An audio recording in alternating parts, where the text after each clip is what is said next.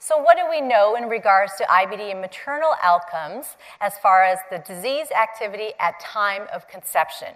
So this was a great study to demonstrate, and this is specifically for ulcerative colitis, inactive patients, about 530 patients who had inactive disease at time of conception. You can see that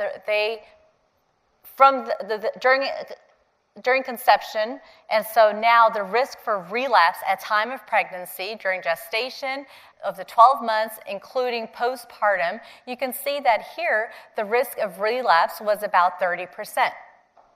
This is identical or very similar to a UC patient who's not pregnant. The risk for relapse within a year is about 30%.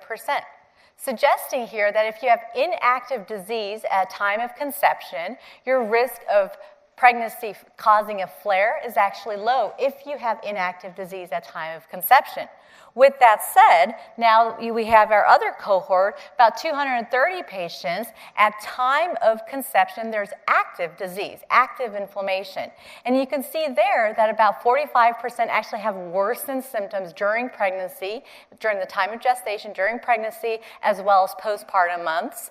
Some have continued ongoing active disease, and some have decreased activity, maybe about a third, and we'll talk about the 1/3 rule. So here, again, saying that, proposing and reminding us the importance that if we can control the amount of activity, disease activity we have, this is good for both the mother as well as the baby. Similarly, you can see here for Crohn's disease. Inactive disease at time of conception, follow them during their pregnancy and postpartum, and how do they do with inactive disease at time of conception.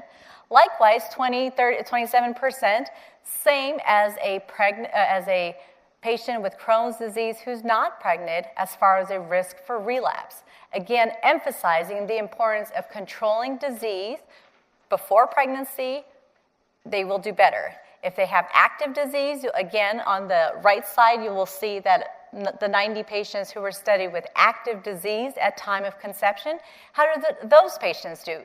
You can see here it's about a 1/3 rule. About 30% do even worse during their pregnancy. About another 30% have ongoing active inflammation. And sure, there's about a 30% who actually has some decreased activity. But again, suggesting the importance that for the health of both the mother and the baby, we should try to induce remission before conception for better results for our patients.